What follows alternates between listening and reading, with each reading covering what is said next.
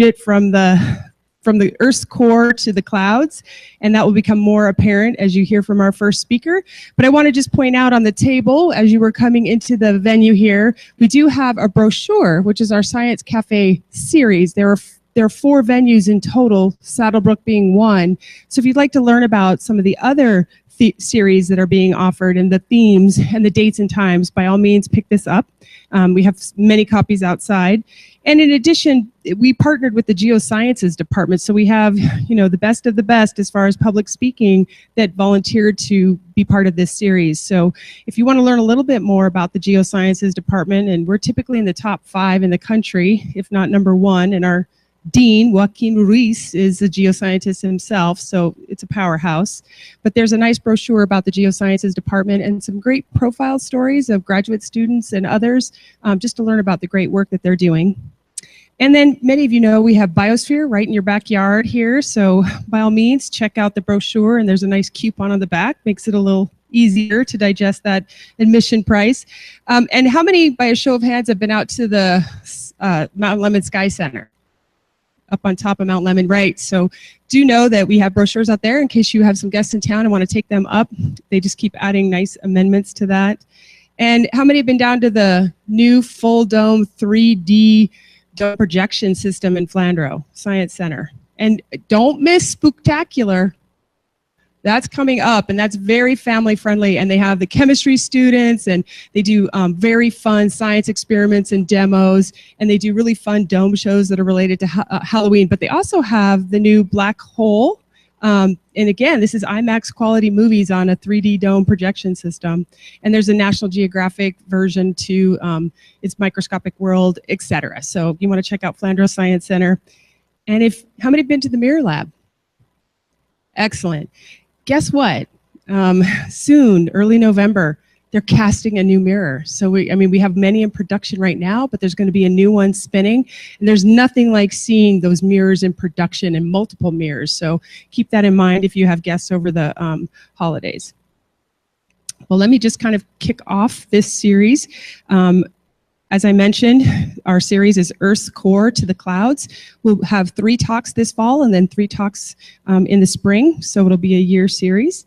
I also want to extend a thank you to the Desert View Performing Arts staff, Darby and her crew, that helped make this happen.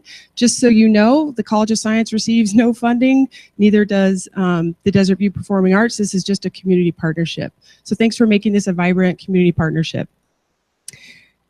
Yeah, it's great.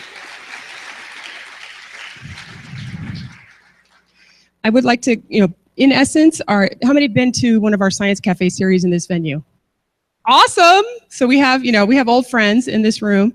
And so you know the format, basically about a 45-minute or so presentation, and then room for question and answer. Myself and Samantha, who you might have met out at the table, will roam the crowd with some of the microphones. I'll just ask a favor that you pose your question and then pass us back the microphone so we can have multiple questions from the audience.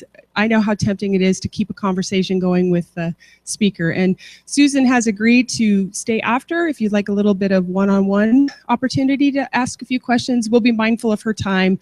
I know it kind of get late with that long line of questions, but she's offered to do that. and we love your interest. We also, if you didn't pick one up, we have evaluation forms also on the table out front. After you fill that out, please do return it to us. We definitely take your feedback seriously. We share your feedback with our speaker. They love to get the feedback and knowing how to improve or what really resonated with the audience.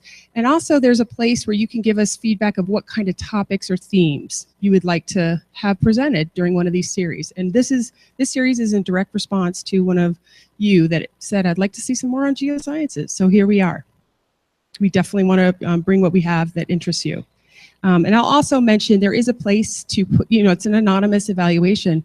There is a place to put your email address. If you want to receive, we send out a monthly announcement, just a reminder about the talk, if you'd like to receive that. And also the College of Science itself, how many of you have been to the lecture series or watched it online? Yeah, that is an amazing, it's actually going to be on artificial intelligence this year. So that's hosted in Centennial Hall on campus, but it is also simulcast. So Arizona Public Media basically simulcasts that and then records it. So you can actually click on the website after the presentation. So we have all 10 years stored there. Anyway, just wanted to, without further ado, let me go ahead and introduce Susan. The title of her talk, as you can see, Subduction, Earthquakes, and Volcanoes, How They Shape Our Dynamic Planet. We have Susan Beck. She's a professor of the UA Geosciences Department. She received her PhD from the University of Utah and she got her undergraduate degree from the University of Utah and her PhD from the University of Michigan. Any Michiganites out there? Woo! Of course there are. She's been at the U of A since 1990 and does research on subduction zones, earthquakes, and mountain building, especially in the Andes of South America. Not a bad gig to go over there. She also works in Turkey and the subduction related to the Mediterranean.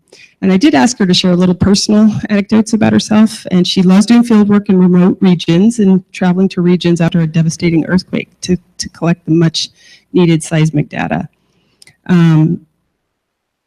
I'll come up after the talk, just to remind you of how we'll do the question and answer, and then announce next month's talk. Also, there is a flyer on the table for next month's talk. Okay, Susan.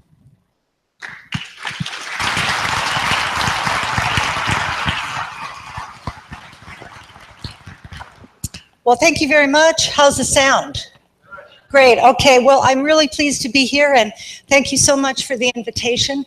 And we do have a fantastic Department of Geosciences. I love it because basically we can follow our passions. We've got great students, graduate students and undergrad students and colleagues. And as you just heard, we have a great dean who's a geochemist. I'm a geophysicist, so I give him a little slack for being a geochemist, but not too much. But I work on earthquakes and mountains and subduction, and I just want to share with you some of the things that are going on that I'm excited about, some of the new things we're learning, and then just a little bit about my research. So I bet a lot of you know a bit about geology, and I'll just start with earthquakes of the world. This shows all the earthquakes of the world for a couple of, I think my pointer's a little weak, for a few decades, and our red earthquakes are pretty shallow, and then the blues and greens get a little deeper. And what you notice is that they're not uniformly distributed, they're concentrated along zones, and those are plate boundaries. The surface of the earth is broken up into plates that are sort of semi-rigid, that move around. We call them lithospheric plates, and they move around on rock that's a little softer, a little more, deforms a little easier, flows over very, very long time scales. And the plates move a few centimeters a year in most cases. So we've known for a long time that these earthquakes are boundaries where there's plates. And we've also noticed that there's what's often called in the public the ring of fire, and around the Pacific Ocean, there's all these plate boundaries where one plate goes beneath another, and that's a subduction zone. And you can sort of identify them because not only do they have earthquakes, but all these red dots are volcanoes, and these are some of the most dramatic and deadly volcanoes in the world, and all these red dots are active volcanoes. So here's a picture of Mount Pinatubo that erupted in 1991 in the Philippines. The subduction zones are also the sites of the biggest earthquakes, and by the biggest, I mean the magnitude 8s and magnitude 9 earthquakes, the kind we don't see very often. And they often are deadly by themselves, but they produce big tsunamis. And we all saw that in Japan in 2011, where there was a huge tsunami. And it's often the tsunamis that do a lot of damage. And all of these things, the volcanoes, the earthquakes, are all related to this process called subduction. So what it is, if you look in a cross-section, is there's often one plate dives down beneath another plate, and it's often the plate that's more dense, because it's all driven by gravity. Most things on Earth are driven by gravity. So this plate that's often called oceanic plate goes down underneath. It's more dense than this overriding continental plate. So this might be the Andes in Chile. Here's the volcanoes associated with, here's the coastal valley where they grow all that great wine.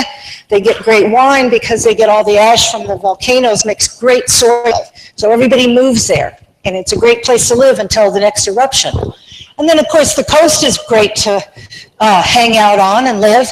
And we all, know people that live on coasts all around the Pacific, but many of them are sitting right on subduction zones. So when the next earthquake happens, all this water is likely going to go produce a tsunami.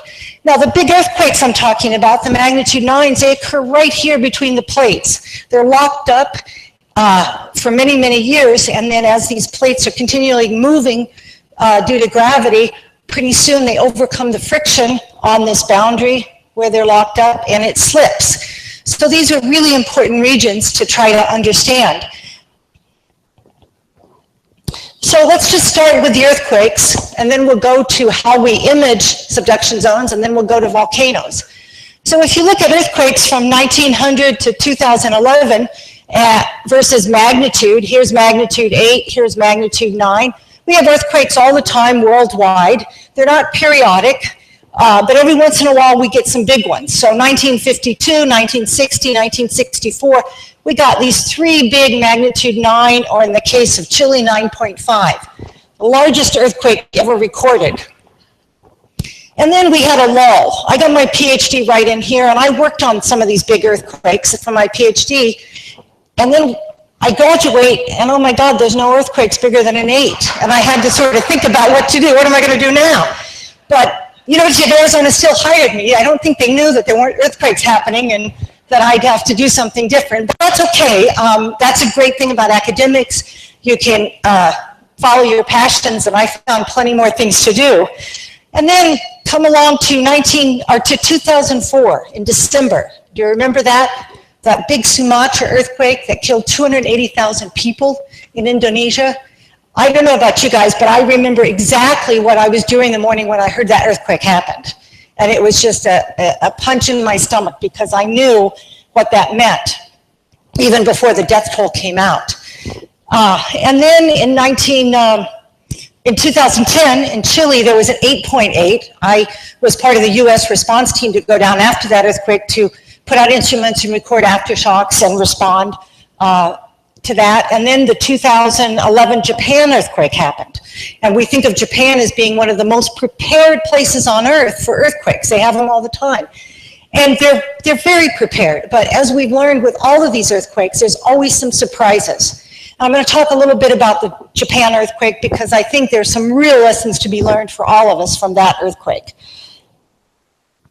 Okay, so what about the death toll? Well, you might think bigger the earthquake, the bigger the death toll, and that's not always correct. Probably hard to read, but this is earthquake magnitude increasing. Here's 9, and here's the death toll, and this is a log scale. And so if you look at the biggest earthquake, the Alaska earthquake, Japan earthquake, Chile 2010, the death toll for these were, less than 1,000 in 2010, and in Japan, a few tens of thousands. But look up here, the Haiti earthquake 2010 that happened just weeks or a month before the Chile earthquake killed over 200,000 people. And that was only a magnitude 7. So of course it really depends on the population density, depends on the building construction, and really how prepared people are for the earthquake. You can do a lot to be prepared. But the largest earthquakes, all of these 8s and 9s, all occur in subduction zones. And as bad as the shaking is, it's the tsunami that's really, really deadly. So let's talk about the 2011 Japan earthquake. As I said, we think of Japan being prepared, the Pacific plates diving down under, subducting, and here's where the earthquake happened. There was a slit between this overriding plate and the downgoing plate. And these little circles are earthquakes that happen all the time that sort of define this downgoing plate, because it's cold and dense, and so it can break brittly. And all these blue circles in here are aftershocks. Here's where the earthquake initiated, and this is sort of the length of the area that ruptured during the earthquake. It's a fault. It's about 500 kilometers long. And of course, we've known for a long time the Pacific plate's moving this way relative to Japan. And they have very good instrumentation, and so we can really see what happened in this big earthquake. Well, the first thing you might ask is, how strong was the ground motion? That's the first thing, if you're living along the coast, that you want to know. How strong was the ground motion, and it can be used for improving buildings and things. And usually ground motion for strong shaking in close is measured by ground acceleration, not just moving up and down, but accelerating. And that's not a good thing. Accelerations are measured by 1G, that's the force of gravity. So if you exceed 1G, if we had an earthquake right now that exceeded 1G, we'd all be thrown up out of our seats or into the air. It's greater than gravity. And that doesn't happen very often. There's only a few earthquakes we've recorded more than 1G for. Now, maybe we haven't got the instruments in the right place, but it's not that common. But here's a record of acceleration versus time. That's 200 seconds. And right here, it recorded 2.7 G, almost 3 times gravity. So that was bad. Now, did the ground move in Tucson? Well, now that I put this up, you probably say yes. And it did. Did anybody feel it? No, it's such a small motion, you wouldn't have felt it. But we have a state-of-the-art seismic station out in the Catalina Mountains. And this is time, 8,000 seconds. This is ground motion. Here's the first arriving P wave. It happened 12 minutes. It arrived here 12 minutes after the earthquake started. It took 12 minutes for that seismic wave to propagate through the earth. So if you're paying attention, you would have known the earthquake had already happened. And then we get a secondary S wave, and we get some big surface waves. These surface waves are the undulating things that you might see if you're close to an earthquake afterwards. When the highway rolls, people talk about that rolling motion. Or I felt that rolling motion in California with some earthquakes. If you feel an earthquake and you sit down, get under a table, whatever, you'll get a sharp P wave, a stronger S wave, but maybe not quite as sharp, and then you'll get that rolling motion. And then you'll get other rolling motions back here. So the ground definitely moved in Tucson, and it moved for a long time. This is now 10 hours, and each one of these peaks are different surface waves that continue to move. And what's so amazing to me is what we call R1.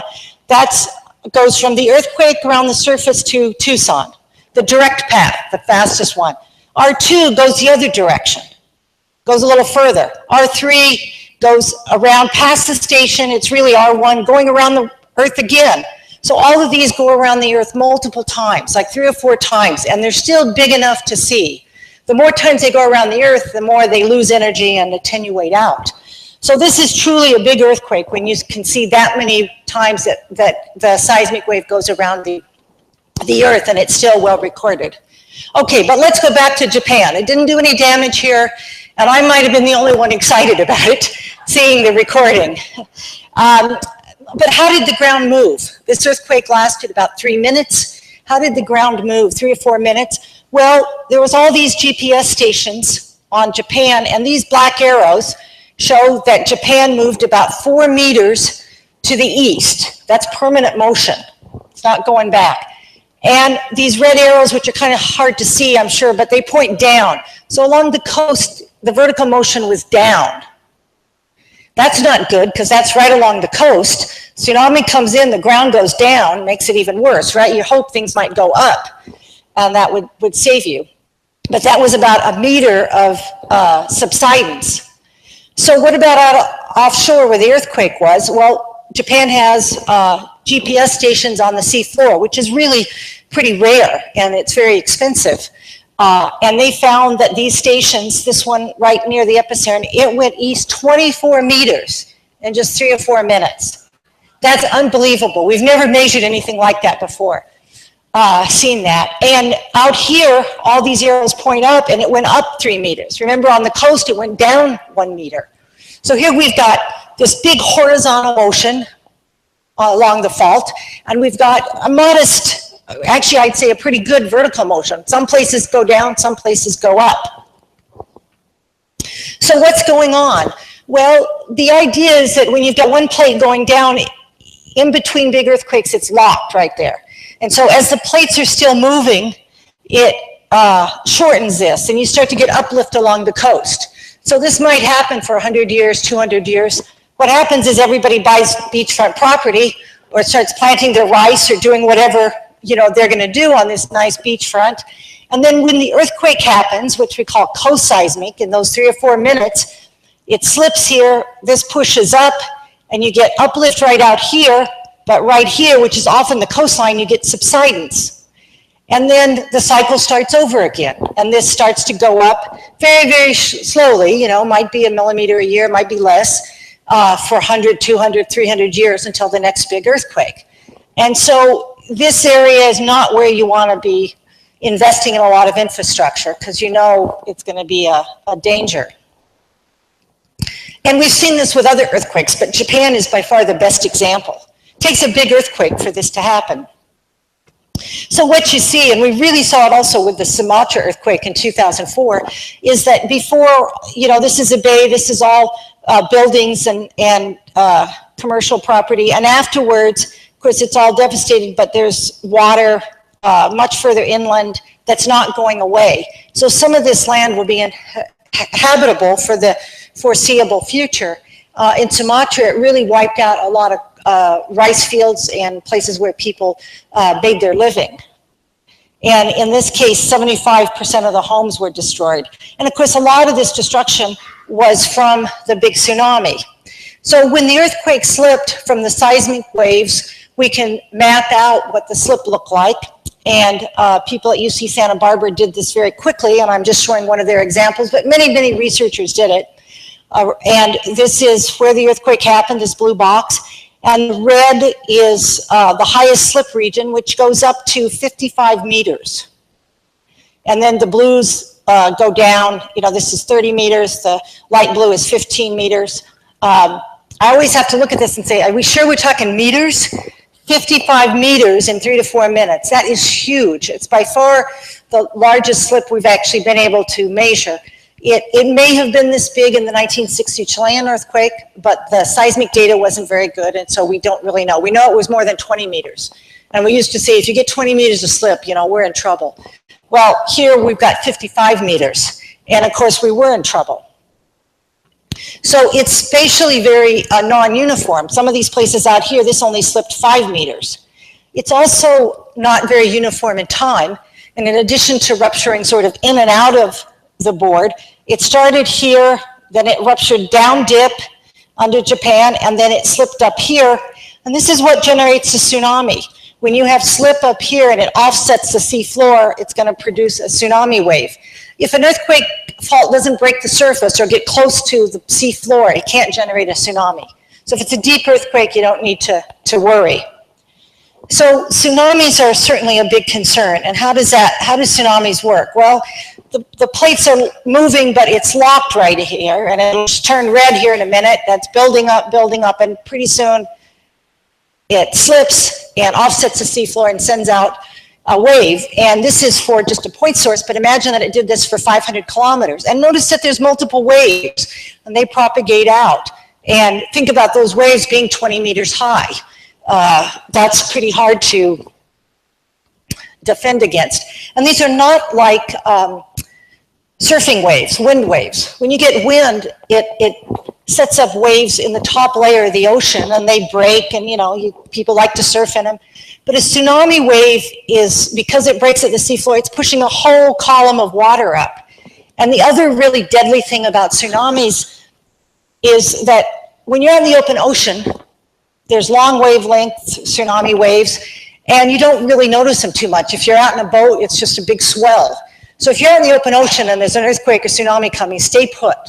You get in trouble when you go to the coast, because as the water depth shallows, the energy stays the same, and so you get bigger and bigger amplitudes. And how the coastline shallows and the shape of the bay makes a big difference in how big that tsunami is going to be. So it's very different than a wind wave. You don't want to go surfing on it. Here's a little animation that I like that really kind of shows that. So there's multiple waves, and sometimes the wave goes out first, depending on where you're at relative to the earthquake. It did this in the Sumatra 2004 earthquake. People went down and saw all the dead fish, and then they saw the wave come in. And so one of the things you want to know, if you live on the coast where there's a subduction zone, if the water goes out like that, get to high ground, even if you didn't feel the earthquake. And then it comes back in and out, and it may take 10, 15 minutes between going in and out, but it's going to continue for quite some time. So here's a photo that was all over the internet after the Japan earthquake, the tsunami coming in. And you can see this row here. This was a big tsunami wall. So the Japanese did their homework and they said, okay, we should design for a magnitude 8 earthquake off the coast. And we need about a 6-meter wall for that, 5.7 maybe they made it. And they built at a huge expense this big wall. And of course this tsunami came right over it, no problem, because it was not a magnitude 8 earthquake. It was a magnitude 9 that had that 50 meters of slip instead of 10 meters of slip that a magnitude 8 might have. And so this is, really what was bad. Now, a lot of people knew the tsunami was coming. There was some warning. But if you can't get to high ground, you could be in trouble. They have vertical evacuations where they have buildings that are built, and a lot of people went to the top floor of the buildings. So the tsunami gets generated out here in the open ocean, or in the, offshore where the earthquake starts. And this is 30 seconds after the earthquake happened. And it's going to go rolling in this little animation.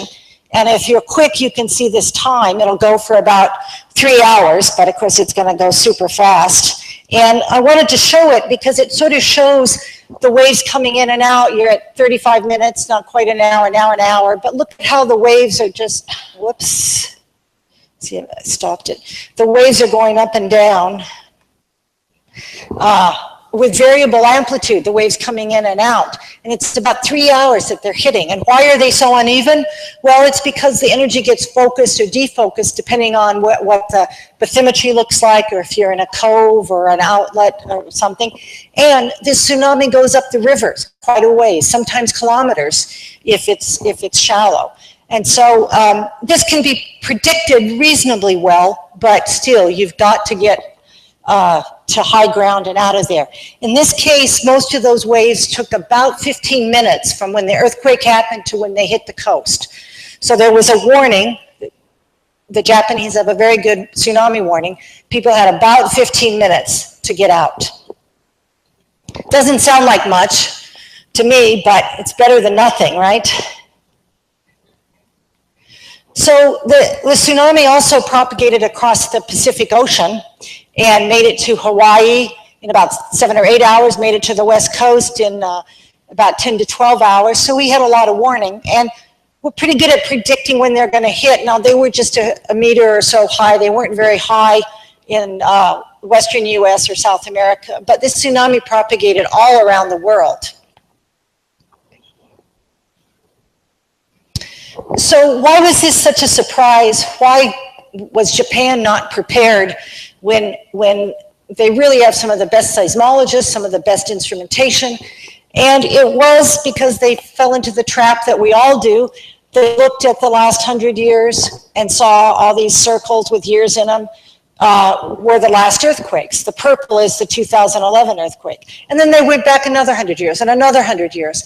And it wasn't until and so then they said, well, we haven't seen in, nearly 1,000 years anything bigger than a magnitude 8, so I think we're safe building the wall, the tsunami wall. And about 1,000 years ago, there's evidence of a tsunami that was just as big as this. So these magnitude 9s don't happen very often. And the other lesson that I think we all know is that you can get different size events on the same plate boundary through time. And with each of these earthquakes now, we're learning so much more. And of course, it's a little bit scary, but I think the lesson here is you need to make sure you know what the largest earthquake possible is. Then you can decide as a community or a society if you want to design and prepare for that, or you just say it's too expensive. Let's hope it doesn't happen for 1,000 years. So I have to say just a little bit about the nuclear power plants, because this, of course, was one of the major disasters here, in addition to the loss of life. And of course, nuclear power plants need water to cool it. And so you tend to want to put them near the coast. And they had backup generators. They designed it for the shaking for more than a G. It withstood all the shaking quite well. But they just didn't expect a big tsunami. And so it took out the power system. Then it took out the backup generators. And so then they had no way to cool the reactors. And we know what happened after that. It took about 30 minutes for the tsunami to flood all the control buildings. So I think, you know, this has been a good lesson for all of us in thinking about safety. Okay, so I want to talk a little bit about, I want to move on to other parts of the subduction zone, and I want to talk a little bit about seismic tomography, because in the early 90s, when there weren't many earthquakes happening, this is what I decided to get into. So what is seismic tomography? Well, we've all had CAT scans, maybe, maybe not, hopefully not.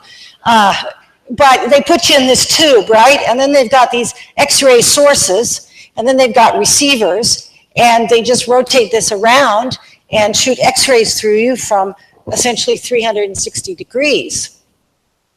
Whoops, I gotta stop you screwing that up. Okay.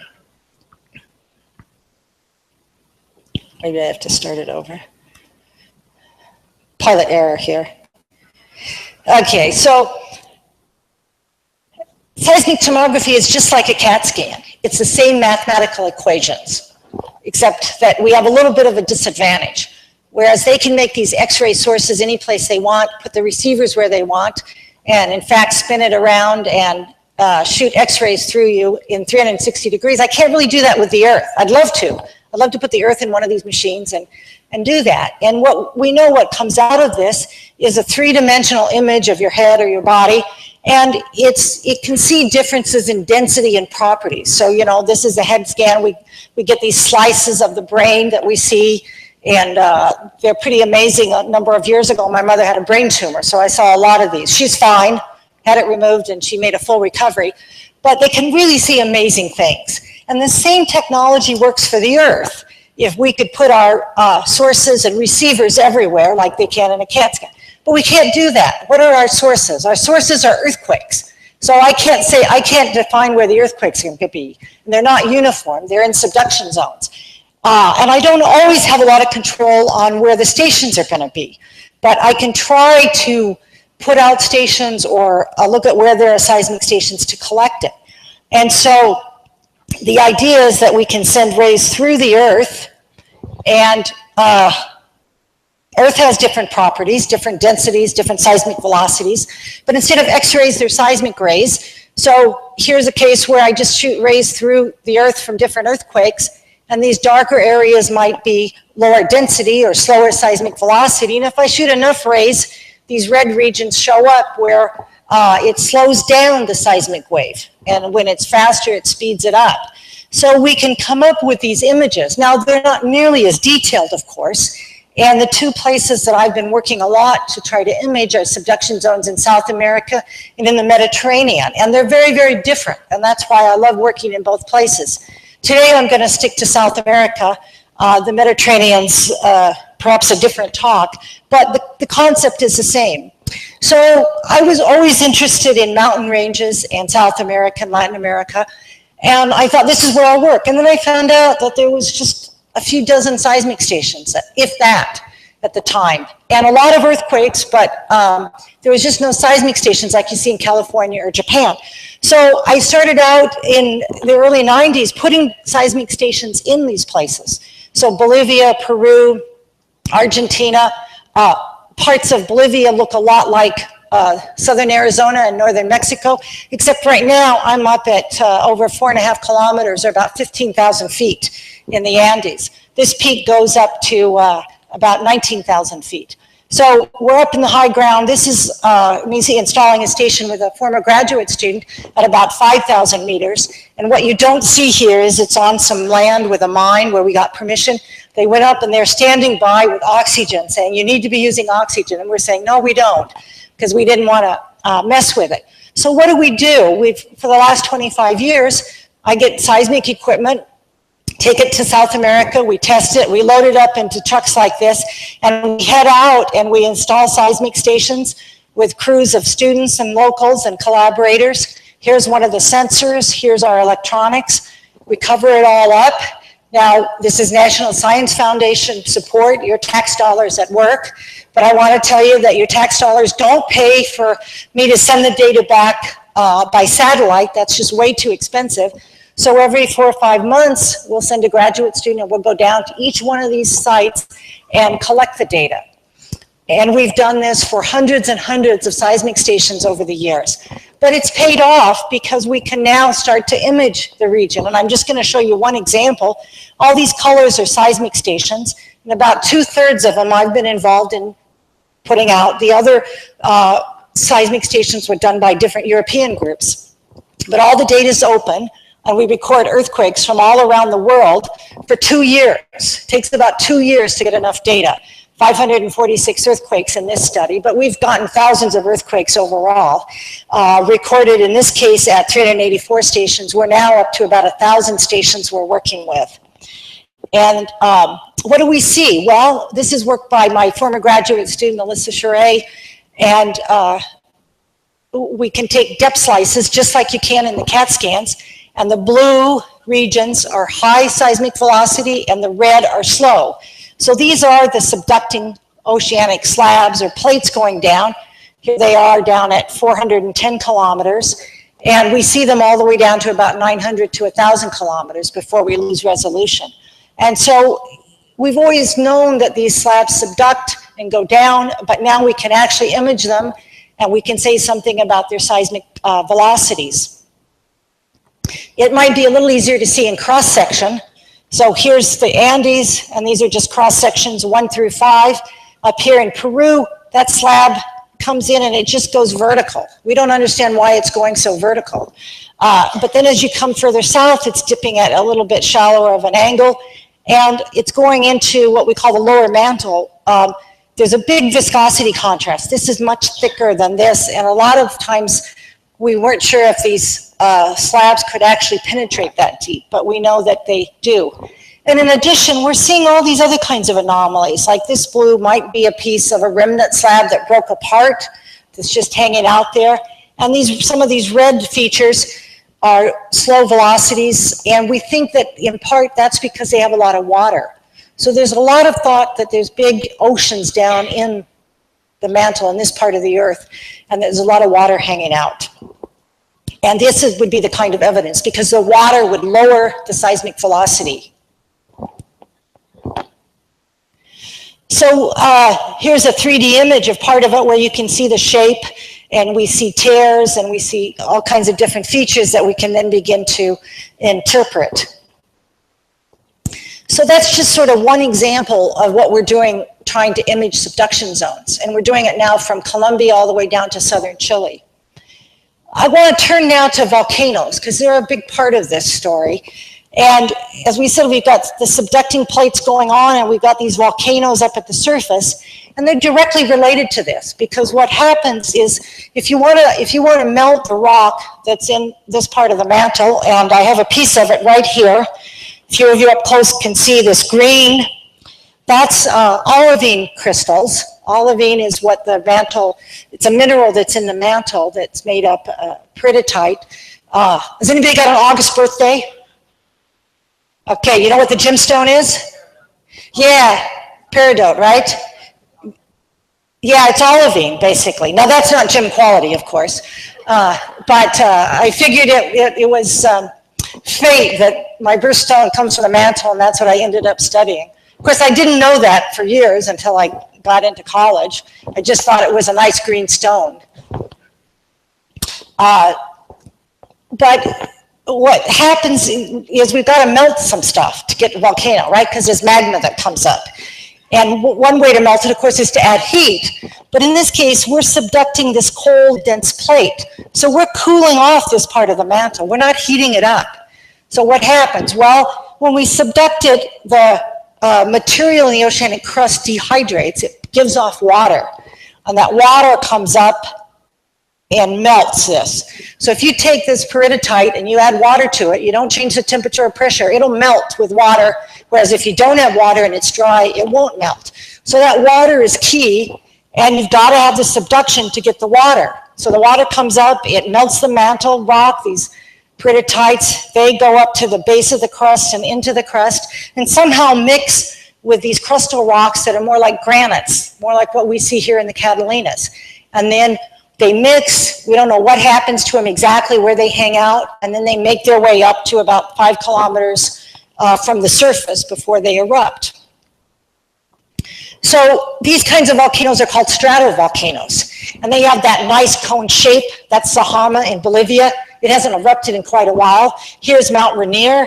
It hasn't erupted really in quite a while. It had a little bit of smoke and vents in the late 1890s. This is the Philippines, Mount Pinatubo, and this is Mount St. Helens. Now these kinds of big eruptions, and this is a big lahar and ash flow, they go about 60 miles an hour. You can't outrun them.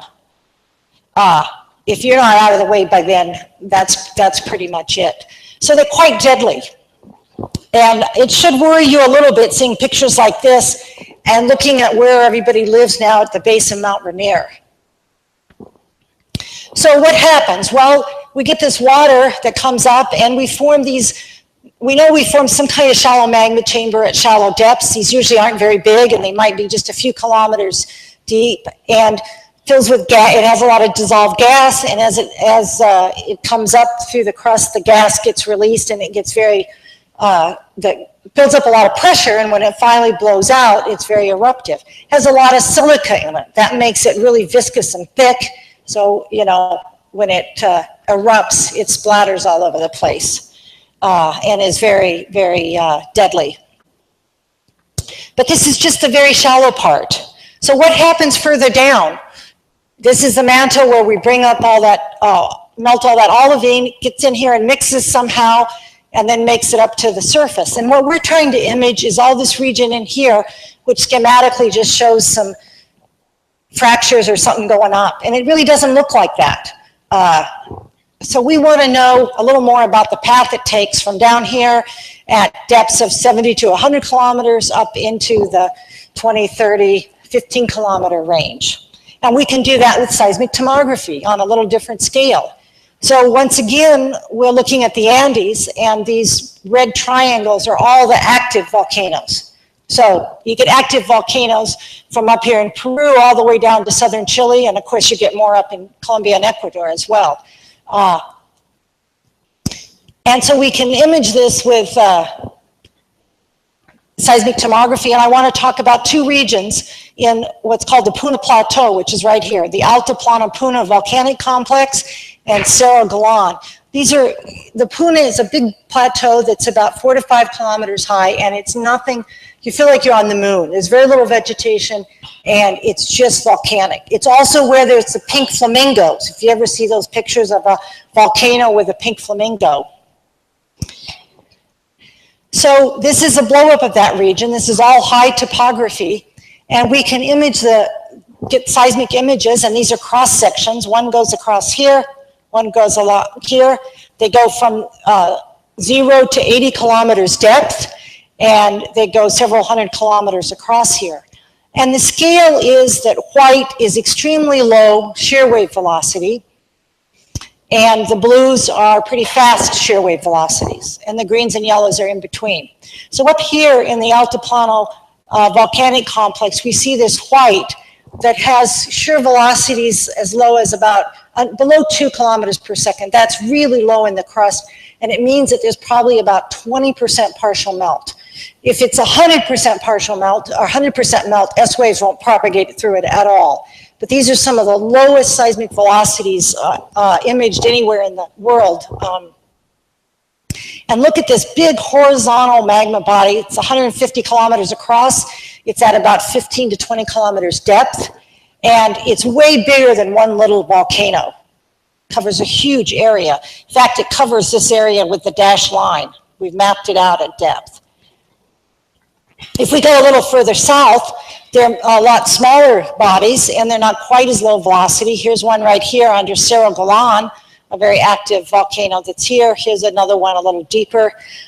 Looks a little bit different, but we think that this one is building up and may someday look like the one to the north. Well, right above it is this little peak, Urutpu. That's what it looks like. This is what the Puna looks like, very little vegetation. This thing is way bigger. All of these peaks that are white, those are little, you know, high elevations above about 3 kilometers high. So what we're seeing is that there's not just little bitty magma bodies under each volcano. And when I say little bitty, when I'm out here, that doesn't look so itty bitty. but it's small compared to the size of this magma body that has a 20% partial melt. So it's huge. And you know, we used to go out and see the surface volcanic rocks like basalts and andesites and say, well, we know they came from a magma chamber, and it was probably a ratio of about 1 part extrusive volcanic rocks and 3 or 4 parts magma, partial melt magma body. Now we know this volume gives us a ratio of 1 to 25. This is the kind of thing that probably used to be below Yellowstone. Something like this before it had the massive supervolcano caldera eruption back 500,000–600,000 years ago. But this is by far the largest crustal magma body that's ever been imaged anywhere in the world, much bigger than Yellowstone. And you know, I know you go to the web and you see, oh, we've imaged the largest magma body ever under Yellowstone. That's not true. They're not reading our papers. But nonetheless, Yellowstone is big. But we're seeing that our picture of just these vertical fracture-like bodies is not correct. Okay, I'm going to wrap up here in a few minutes, but I always get asked the question, could we have subductions on earthquakes in the US? And the answer, of course, is yes. We had the 1964 Alaska earthquake, but closer to home is the Pacific Northwest, and we have a subduction zone off the coast of Oregon, Northern California, Oregon, and Washington, and southern Canada, and Vancouver. And so there's a plate subducting down beneath here. We've got the volcanoes, Mount St. Helens, Mount Rainier, Mount Baker, all of those are active volcanoes. The plates are moving very slowly, and there's been a few earthquakes in this region. I can think of one in 1967 and another one in early 80s, but they were really small, and they were in the plates and, you know, shook Seattle a bit, wasn't a big deal. But we know there was a big one in the year 1700. And that's what is worrisome. So why do we think that? Well, we think that because on January 26, 1700, some Japanese seismologists went back and looked at old records written in a Japanese language, but I guess an older language, and it described a big tsunami that hit Japan. And the way it hit Japan, they could tell it came from the Pacific Northwest. So we have almost a time and a date for this big earthquake. And it looks like this whole region in blue slipped in a big earthquake that might have been close to a magnitude 9. Now, we can't be sure. Maybe it was an 8.5 and it just produced a big tsunami that made it to Japan. 300 years ago or so, 1700, this area wasn't settled. There's no written record. There's a lot of Indian legends about canoes being left in treetops and things. But this is the worrisome. This would be the next big one for the Pacific Northwest.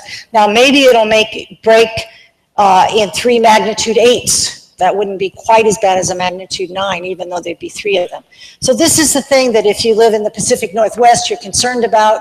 A year or 2 ago, there was a really nice article in the New Yorker that described all of this and what could happen. And the main thing is if you're on the coast and you feel the shaking or you hear a siren, that means a tsunami is coming, get to high ground. The other evidence for this, which I think is kind of neat, is Brian Atwater, a geologist at the USGS and the University of Washington, was mapping along the coast and noticed that when he dug down, there were these sort of peat layers of plants that didn't live in the intertidal zone, but now we're in the intertidal zone. So the idea is they were plants that when that big earthquake happened and there was subsidence along the coast, they got buried by a meteor or 2. So they're freshwater plants that couldn't live in this sort of salty seawater tidal zone. And then you also see areas like this with these big cypress trees and things that are dead, that are still standing. And again, they're down in this sort of area that has partial salt water, and they could never grow at that right at sea level. So again, they've been inundated with seawater and it's killed them. And I was fortunate to go on a field trip with Brian a number of years ago to see all these kinds of things. And these can't be big storms because it happened suddenly. The trees all died at once. So we think this is evidence of that subsidence that we've now measured in Japan that happened. And when you carbon date these, it comes out to be around 1700 plus or minus maybe 20 years. So we can't be sure with the carbon dating, but it happened at some point. So yes, we have two regions where we can have these kinds of big earthquakes, Alaska and the Pacific Northwest.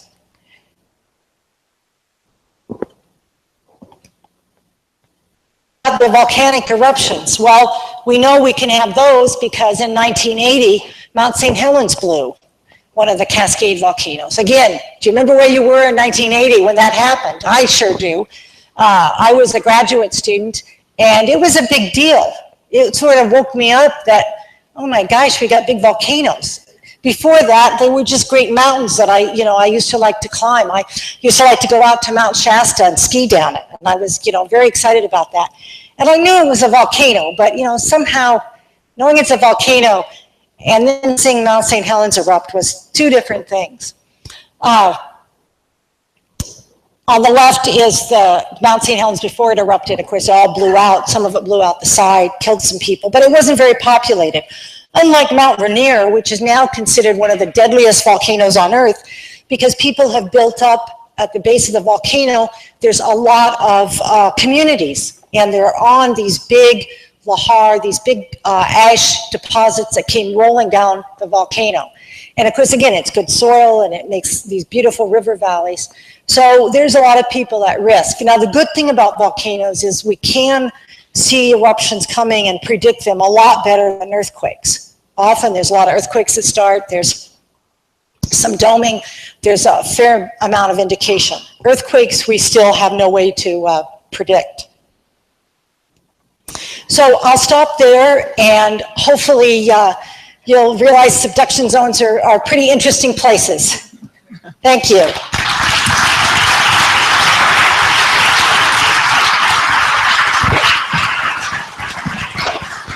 So as I mentioned, Samantha and I will just get on either side and we'll take questions. I see the first one over here and second one there, Sam.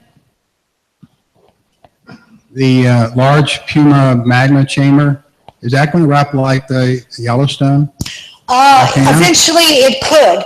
It erupted, had some big eruptions between about 3 and 10 million years ago, but it looks like it's still accumulating. I don't think it's going to be in our lifetime or anything, but eventually it is going to blow out. All that magma and that's down at 15 to 20 kilometers is going to make its way to the surface, probably. But we may still be looking at thousands of years, and it's not very populated, although you'd certainly know about it because, of course, it would put ash in the air that would circle the globe. The recent earthquake in Mexico, would that have any effect on like the San Andreas Fault or any of the other faults up in Southern California? Yeah, good question. Probably not. The earthquakes in Mexico, both the 8.1 and 7.1, didn't occur between plates. They occurred in the subduction zone, but in the downgoing plate. And so that downgoing plate's not really connected to the San Andreas. They're on different plates. So I think it's unlikely that there would be any direct connection.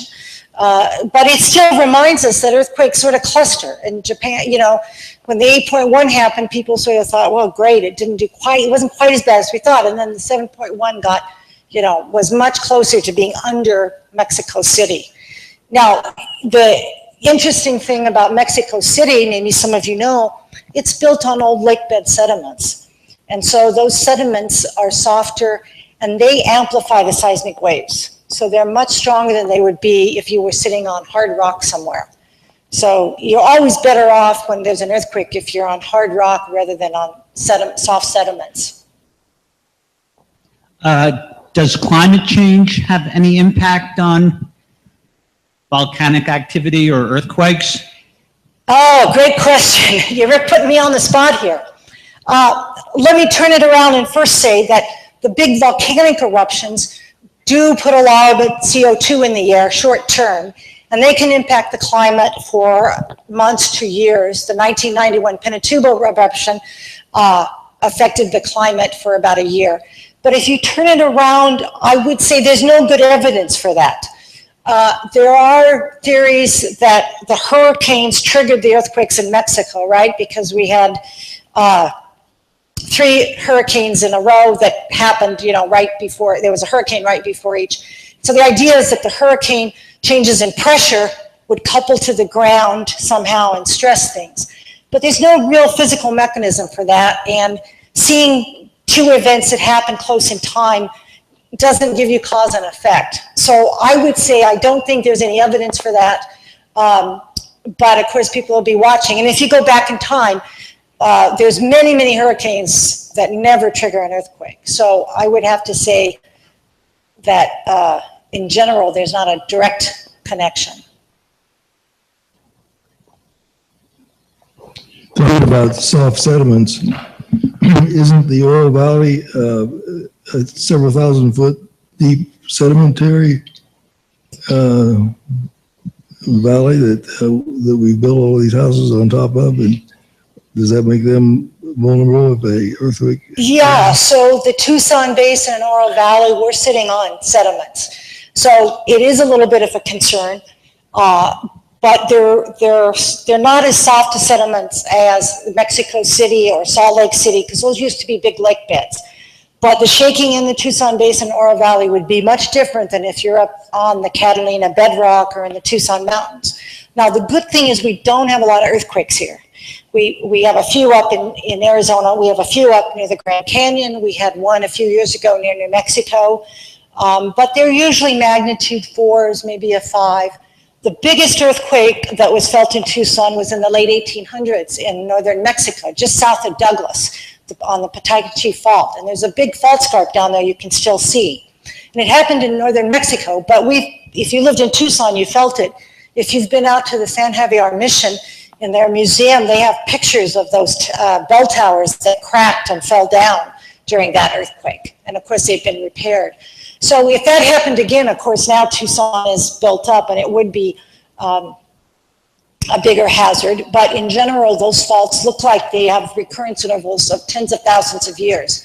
So I would never say there cannot be an earthquake here, but earthquakes are pretty rare here. But it's true, if you were living in the basin, you'd have more shaking than on the bedrock. Of course, we all know our biggest hazard is probably flooding. Yes, I have a question on the seismic tomography. So the waves that you're reading, are you generating them like through a sparker or something like that? Or are you just reading the intrinsic waves that are generated? They're generated by earthquakes. Earthquakes. The earthquakes are our sources. Okay. And if you tried to use, dynamite or some man-made source, you would never get it to propagate down to, 1,000 kilometers. So you have to use earthquakes. And that's why we have to wait 2 years to record thousands of earthquakes to do this. But if you're patient, it works. How does climate change, glaciers melting, sea levels rising, affect or influence the effect of tsunamis? Well, there's going to be a couple speakers that know more about climate than I do, but it's a huge impact on tsunamis, right? Because sea level's rising. So suddenly your water is a meter or 2 higher than it was. So that means your tsunami that's 10 or 20 meters above sea level is going to go that much further inland and be that much worse. So the combination of these big earthquakes happening along the coast of South America, the Pacific Northwest, and sea level rise is going to make it a lot worse. During an earthquake, sometimes there seems to be lights coming in the sky. Do they precede the seismic activity? Those lights are interesting. I personally haven't seen them. And I've been in a lot of earthquakes. I've seen pictures. I wish I could see them. They generally don't precede earthquakes. There's a lot of things that people measure, hoping that they will tell you an earthquake is coming. And the problem is, we always look at them in hindsight, and they're always different. In 1989 in California, the Loma Prieta earthquake, there was some electrical activity right before the earthquake. But then as they look back to previous earthquakes, it didn't happen. So this idea that we're going to find something that always happens before an earthquake, even an earthquake on one particular fault, just hasn't panned out, unfortunately. You get into things where avalanches can cause problems. I'm specifically thinking of I think it's La Palma Island that's cutting in half, and if that thing goes, it could cause a phenomenal tidal wave that could come right across it. Which island? I think it's called La Palma. It's off the coast of Africa. Yeah, the Canary Islands, yeah. Yeah, oh, no question. Big landslides into the water can generate big tsunamis. In fact, there was a big one up in the Aleutians near Alaska in 1946 that slid, and the tsunami it generated killed people in Hawaii. If you go to that little park near Hilo, there's a monument to all these kids and the names. That was a big landslide. Now, the other thing that happens is an earthquake can trigger a landslide, so you can get a double whammy. In 1970 in Peru, an earthquake triggered a big landslide off a big mountain with snow and glaciers, and it became a big mudslide, and that mudslide killed 65,000 people. It was the most deadly earthquake in South America. And it was not the earthquake, not the tsunami, but it was the big, massive mud landslide that did it. So all these things go hand in hand. I'm just wondering about the big earthquake that was in New Madrid. That doesn't seem to have any relation to any tectonic plates as far as I know. No, you're absolutely right. New Madrid is in southern Illinois, Tennessee, that area near St. Louis. And in 1811, 1812, there were a series of 3 earthquakes that might have been around magnitude 7 or 7.8. We didn't really have seismic instruments. And the shaking, the reports are pretty amazing. If you read them, they talk about the Mississippi changing course and flowing backwards. And that's right, that is within a plate. And so the plates are not completely rigid. There's a couple theories about that. One that's probably most thought of is we really don't know why it happened, but it's right where there's an old rift. And that is millions and millions of years ago, the country, it was starting to pull apart. And some basalts came in, and there's a big contrast in the density of the rock there. And so that seems to be where those earthquakes are concentrating. Then there was also big glacial deposits that came down almost that far. As the glaciers were moved back, we see the ground starts to go up and stresses. So it's some combination of things that causes those stresses. But prior to 1811, there's no record of an earthquake. And so if we put out GPS instruments, the motions there are tiny. So the best guess is that these kinds of events are really rare and, probably not going to happen again in thousands of years. But, never say, don't worry, because that part of the country, the Midwest, is very rigid. And so a magnitude 6 earthquake there would shake much harder than a magnitude 6 earthquake in Nevada, because the crust in Nevada, California, Arizona, it's a little softer, it's hotter than in the Midwest. Or remember the Virginia earthquake that damaged that wasn't a big earthquake, but it did a fair amount of shaking because the ground is so rigid. Has there been any research on animal behavior prior to either an earthquake or a volcano observations? Yeah, a lot of that research has been done in China and in Russia and other places. And back in the late 70s, China was doing a lot of it. And they thought that they could see changes in animal behavior, and they were measuring all kinds of things. And they predicted an earthquake in 1975, and they evacuated 500,000 people, and the earthquake happened within a few days.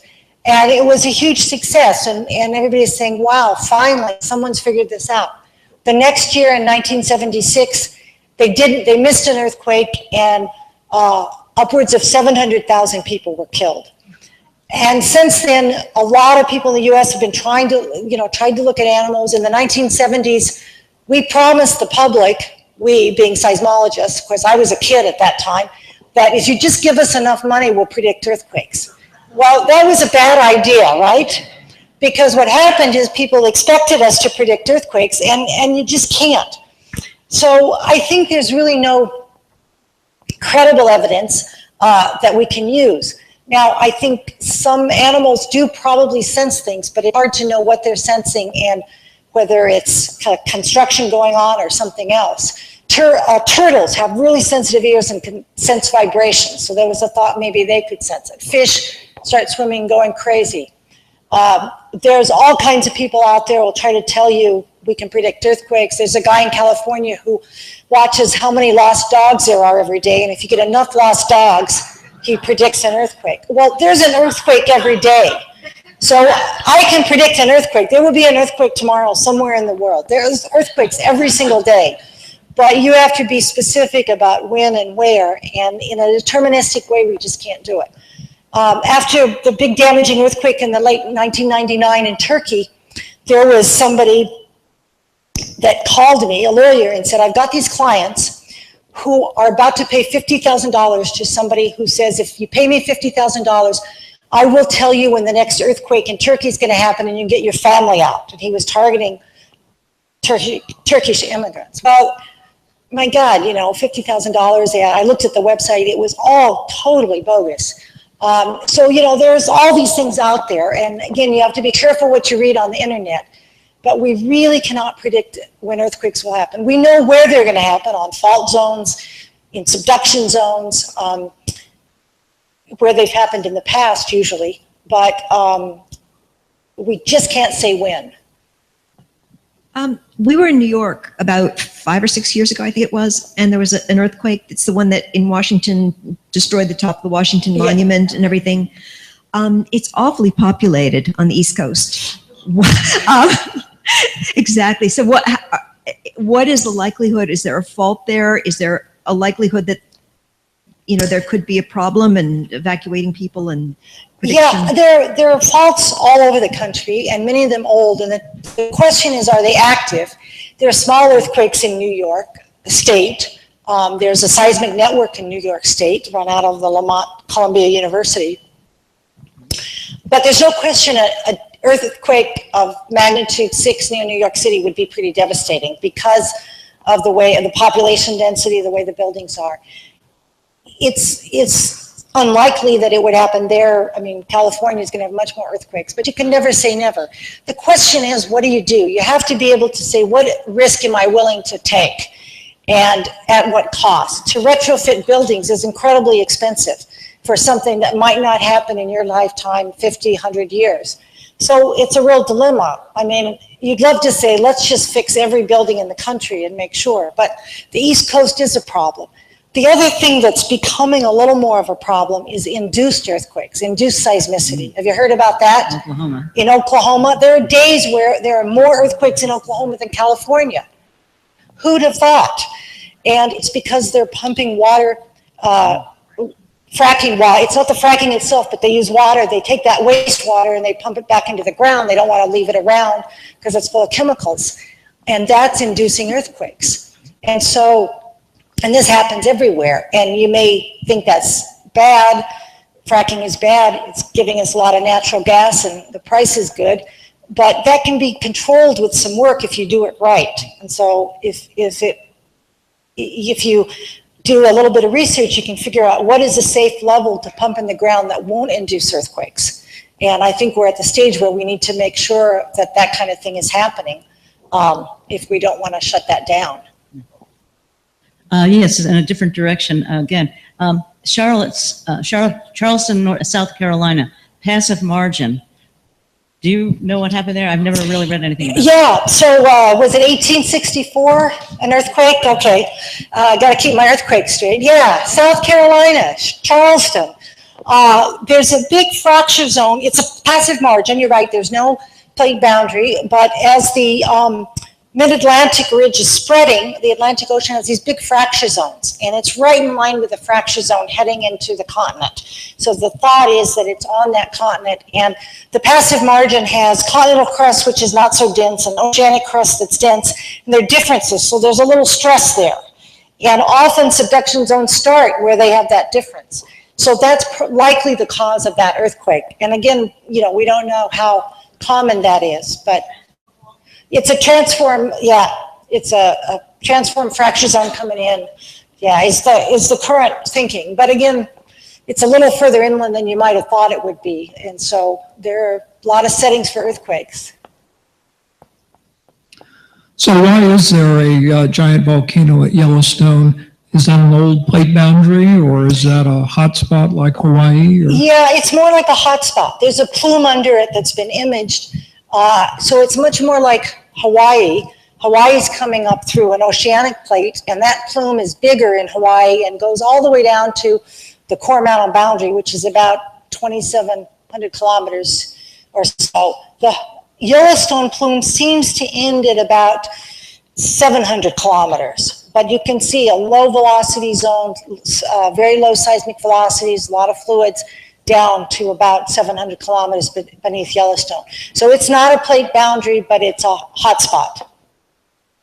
So I know we have many other questions. I don't know if you can detect, but Susan's voice is getting a little raspy. So if you want to grab it, drink water. So I'm going to ask one last question, and then we'll invite folks down. If you'd like to ask questions to Susan, she's decided to stay afterwards. Just a quick announcement about next month.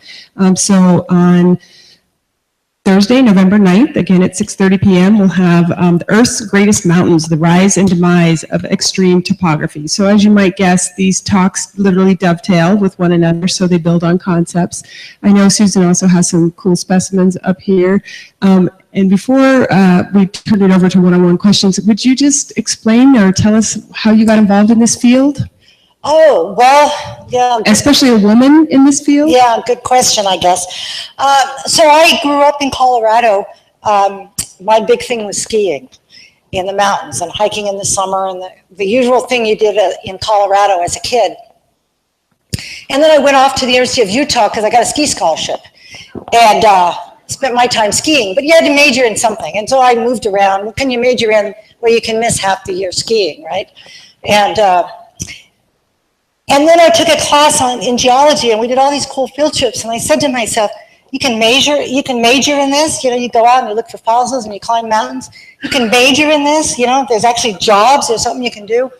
So I became a geology major, and I always liked math. And so then as I progressed, well, first of all, I realized, okay, after 4 years, you know, I love to ski, but I wasn't going to make a living at it. So I thought, well, okay, I'll go to graduate school because you got to go to graduate school. And I liked math, and I'd taken a lot of math.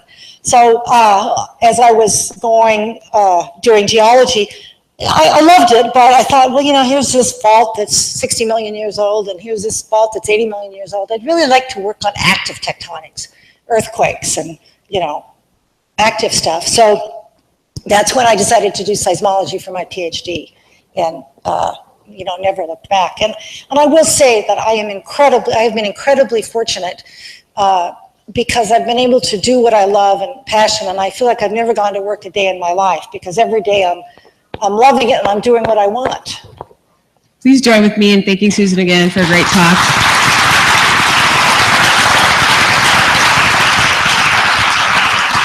We also have more evaluation forms right down here, and Sam can give those to you, but we'll keep Susan for a few more minutes.